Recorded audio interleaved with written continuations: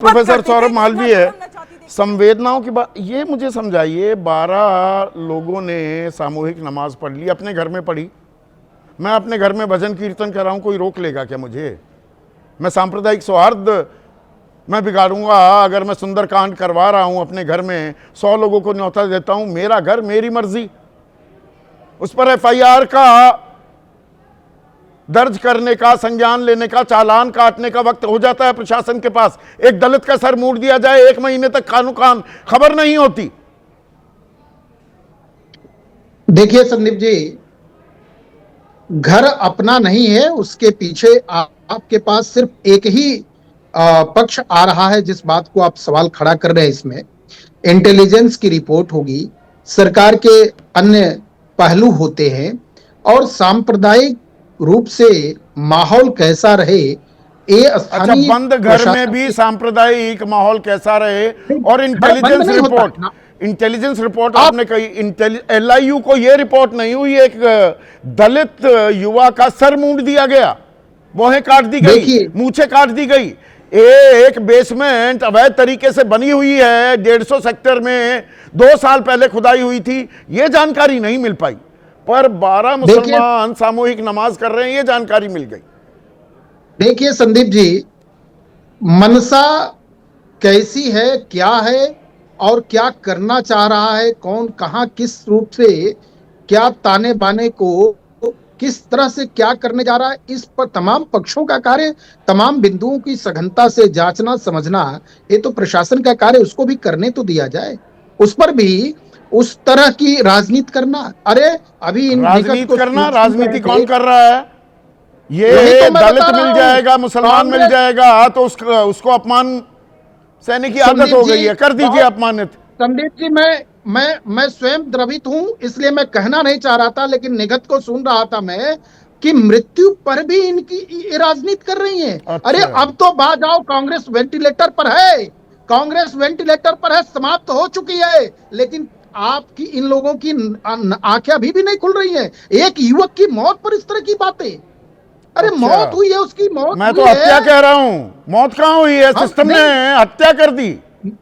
संदीप जी, संवेदना है उसके लिए, लेकिन संवेदनाएं तो हम आपकी देखते रहते हैं। कैसी बात कर, अरे आप इतने संवेदनशील हैं प्रोफेसर साहब, फोकट का सवाल बता देते हैं, घंटा बोल देते हैं।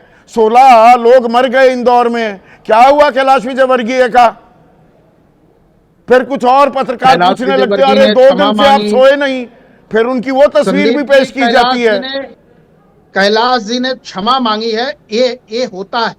इस बात की प्रशंसा होनी चाहिए कि गलती स्वीकार किया, गलती हुई तो गलती स्वीकार किया, और प्रशासन अपना काम करते हुए वहां संपूर्ण व्यवस्थाएं दुरुस्त की और कर रही है, आगे करेगी। एक क्या इन लोगों जैसे सरकार है?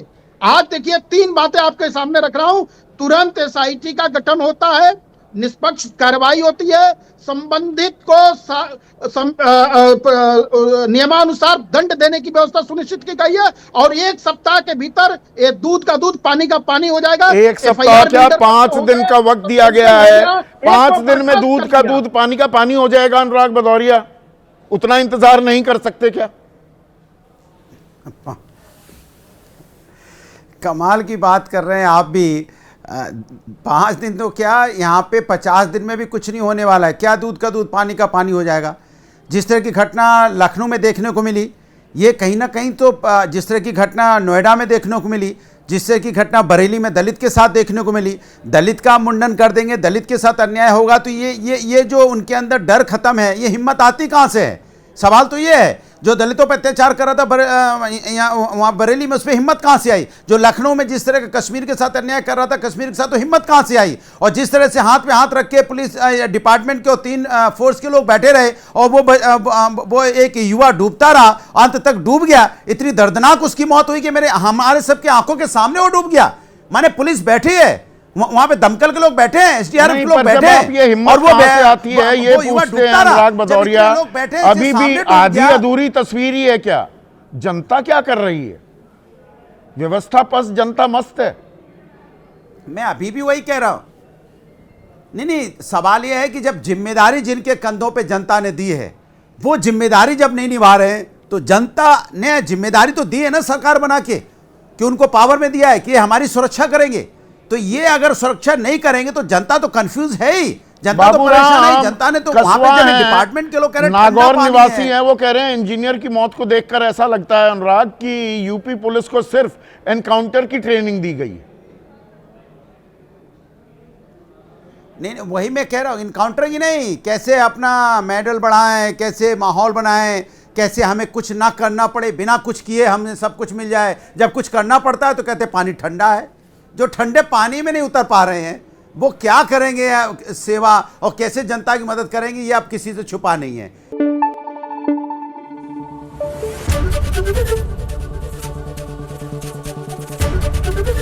एबीपी न्यूज आपको रखे आगे।